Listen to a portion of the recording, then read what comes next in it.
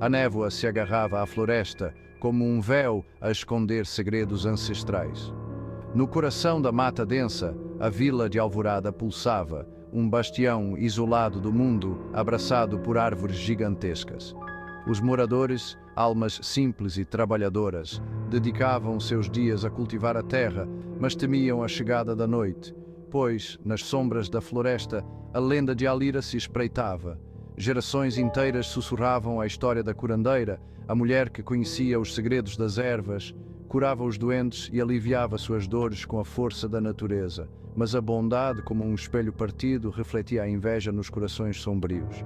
Olhares tortos se escondiam em cada canto, e sussurros venenosos se espalhavam como rastilho de pólvora. Acusaram Alira de bruxaria, manchando sua alma generosa com a tinta da maldade. A floresta, testemunha silenciosa, guardava a memória dos risos de Alira, o aroma doce e fumegante de seus chás, mas também carregava a tristeza da injustiça que a expulsara.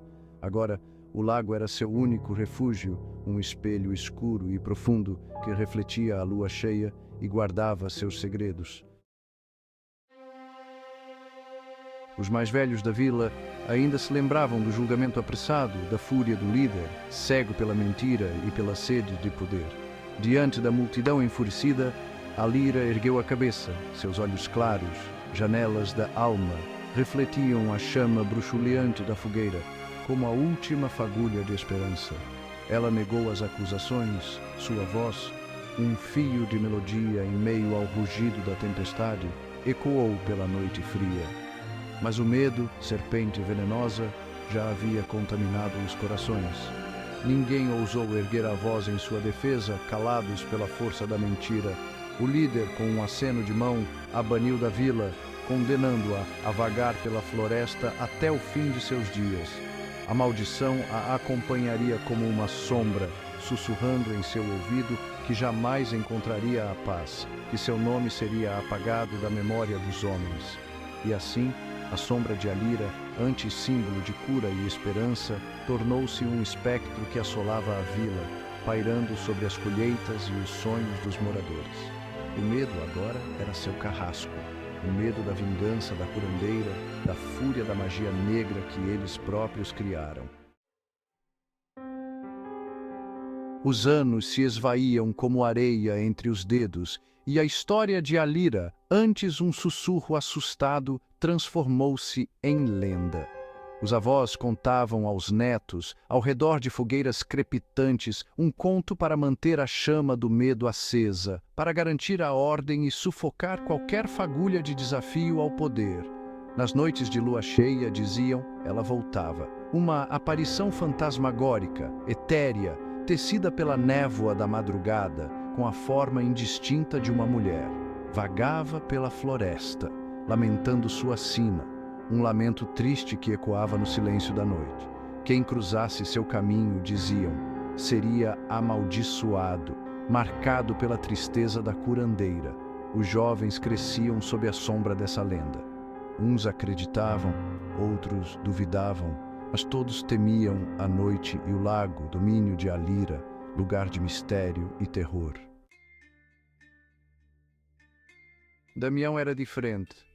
Um jovem como o vento, impetuoso, questionador, que não se curvava diante de histórias antigas.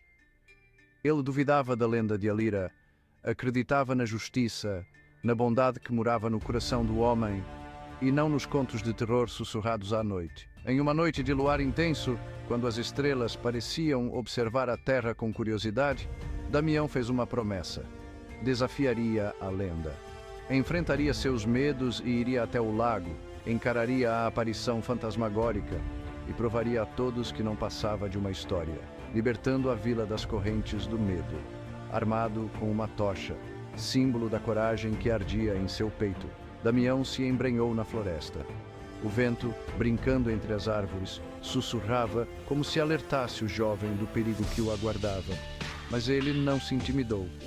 A determinação, bússola em meio à escuridão, o guiava, e a luz da tocha cortava a noite como um diamante a rasgar um véu negro. A névoa, como um fantasma dançando na escuridão, se adensou, cobrindo o caminho como um véu esbranquiçado. Damião, com o coração pulsando no ritmo da floresta, finalmente chegou ao lago. A água, calma e escura como obsidiana, refletia a lua, criando a ilusão de um segundo astro no céu. O silêncio era absoluto, pesado, como se a própria floresta prendesse a respiração, aguardando o desfecho daquela noite. De repente, a névoa se agitou como se despertada por um sonho. Uma forma esguia, etérea como a fumaça, surgiu na margem envolvida em brumas. Damião, com a mão trêmula, ergueu a tocha. A luz fraca, lutando contra a escuridão, iluminou o rosto da aparição. Uma mulher de beleza melancólica, com olhos profundos e tristes como a noite, fitou Damião. Um arrepio percorreu sua espinha, mas não era medo, e sim compaixão. A figura não exalava ameaça, apenas uma tristeza profunda, uma saudade infinita que a aprisionava àquele lugar. Naquele instante, Damião compreendeu. A Lira, a curandeira injustiçada, estava presa entre dois mundos, condenada a vagar pela eternidade, procurando em vão a paz que lhe foi roubada. Ele não viu uma bruxa, um monstro, mas sim uma alma ferida, vítima da ignorância e da maldade humana. A lenda de Alira não era sobre magia, mas sim sobre a injustiça que manchava a alma da vila. Damião retornou, os passos hesitantes, o coração pesado pela verdade que carregava. Não contou o que viu, pois sabia que suas palavras seriam como sementes lançadas em solo infértil. A lenda de Alira, a sentinela espectral do lago, continuaria ecoando na memória da vila, mas agora Damião a compreendia. Guardaria o segredo daquela noite, a tristeza da curandeira, como uma ferida que jamais se cicatrizaria por completo.